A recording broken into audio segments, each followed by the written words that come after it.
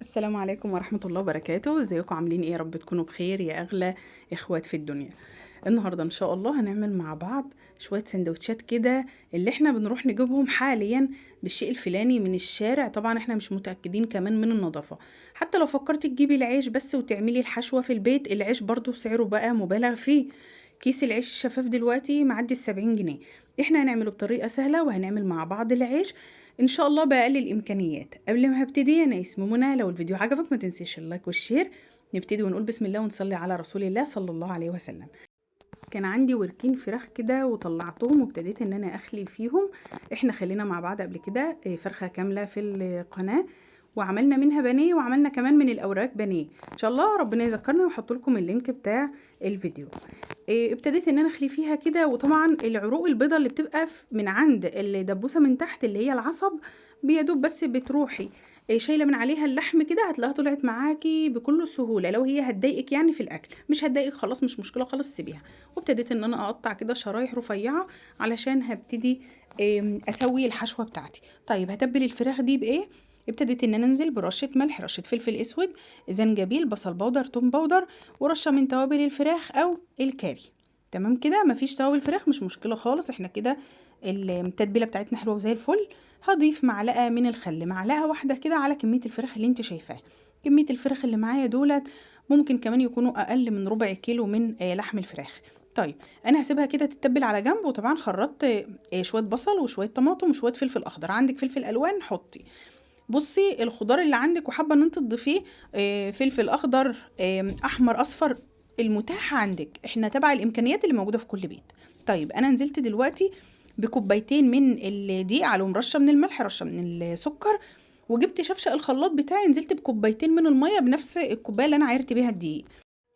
نزلت الاول بنص كميه الدقيق كده في الشفشق وهبتدي ان انا اضرب فيها، وبعدين هنزل بالنص كميه الدقيق مره تانية، علشان طبعا لو الدقيق كامل هيبقى تقيل شويه على الشفشق. تمام كده. طيب اللي انا هضيفه تاني ايه؟ هضيف معلقتين كده من الزيت، اي زيت عندك. هتنزلي بمعلقتين على الخليط بتاعك وتبتدي تديه ضربه تاني في الخلاط، وبعدين بنصفيه في مصفى ونسيبه في طبق على جنب، لان مش هنشتغل فيه على طول، لازم الخليط يرتاح اقل حاجة 10 دقايق. تمام كده. ما شاء الله معانا اهو ناعم جدا. بسيبه بقى على جنب وادخل على الفراخ بتاعتي في مقلاية كده على النار. نزلت بمعلقة من السمنة البلدي عليها معلقة من الزيت، وهجهز الفراخ بتاعتي. انزل اول ما المقلاية تقدح اروح نازلة بالفراخ بتاعتي على المادة الدهنية اللي انت حطيتيها. اي حاجة، انت لو عندك سمنة هولندي ممكن تنزلي بيها عادي خالص، مش شرط تكون سمنة بلدي. ونزلت كده بالفراخ زي ما انتوا شايفين. المقلاية كانت قدحت معايا خالص.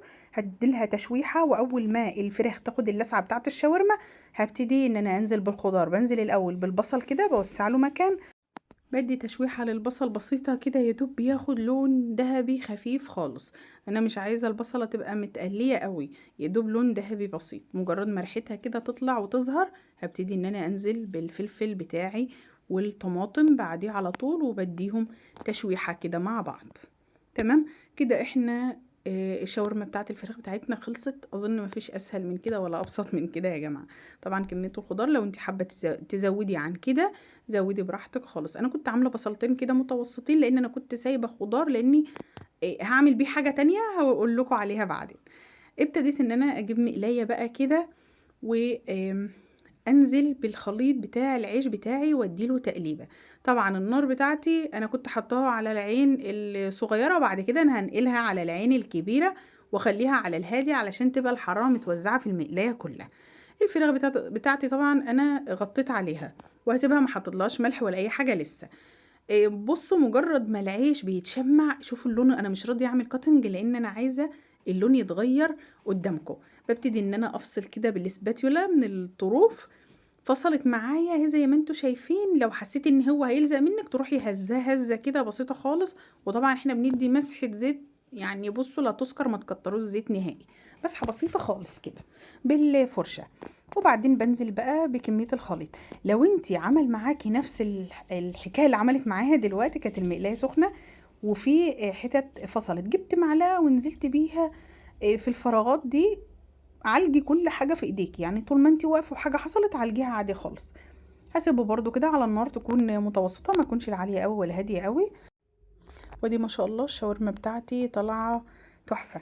طبعا انت بتدوقي بقى، احنا حاطين توابل للفراخ، لو حسيتي ان هي ناقصها ملح ممكن تزودي شويه ملح كده، شويه فلفل اسمر، اي توابل انت بتحبيها تبقى زياده شويه زوديها. اللي انا عملته بس في الاخر ان انا جبت كده قرن حامي، طبعا ده اختيارا، ما رضيتش احطه من الاول عشان دي لو انت مش حباه خلاص بتكنسليه عادي خالص، وبديله تقليبه بس وخلاص كده.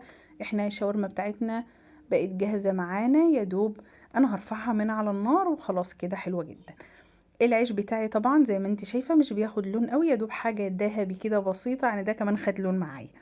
وبرضو كل مرة بدي مسحة كده بالفرشة للمقلاية بتاعتي. جبت كده الكبشة بشوية من الخليط ونزلت بيهم في المقلاية، وشمع قدامكم تاني اهو.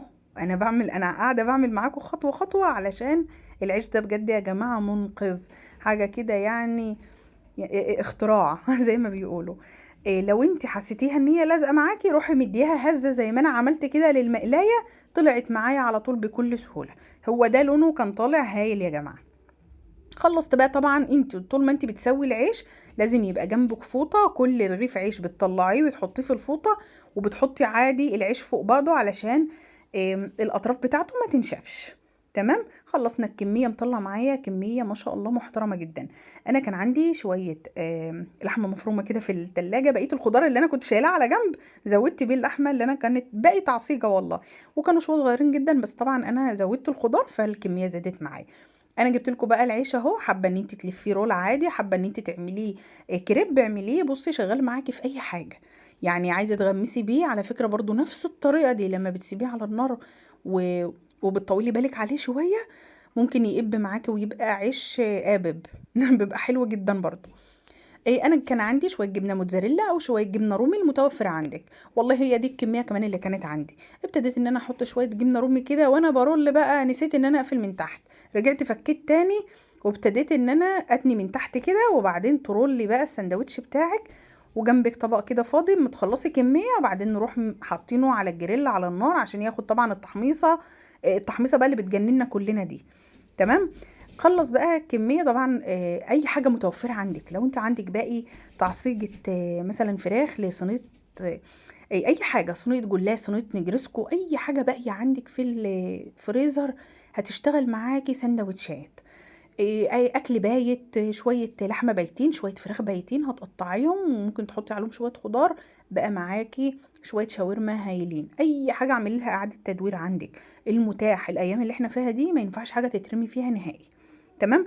عندك ما فيش عندك لا لحمه مفرومه ولا فراخ ولا اي حاجه، شويه بطاطس محمرين على شويه كاتشب على شويه مايونيز او على شويه توميه، بقى معاكي احلى سندوتش هتاكليه في حياتك. خلاص، يعني مش شرط يكون لحوم ولا حاجه. انا جبت الجريل بتاعي كده وابتديت ان انا احطه على نار تكون يعني اعلى من الهاديه شويه واقل من المتوسطه، تمام كده، علشان انا عايزه ادي تحميصه كويسه للعيش بتاعي. وعلى فكره ممكن تحمصي، مش شرط يكون الجريل المعرج ده، اي مقلايه عندك، اي صينيه عندك، انت لو حتى هتحطيه تحت شوايه الفرن وتكون هاديه خالص هيحمصهم معاكي برضو عادي جدا. تمام.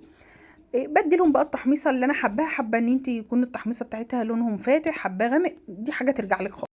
بقى طبعا بقلبهم على الوش التاني عشان ياخدوا التحميصه بتاعتهم على الجنبين زي ما بيقولوا كده. وبعدين ببتدي ان انا اخرج كل السندوتشات بتاعتي وبعمل كلهم بنفس الطريقه دي.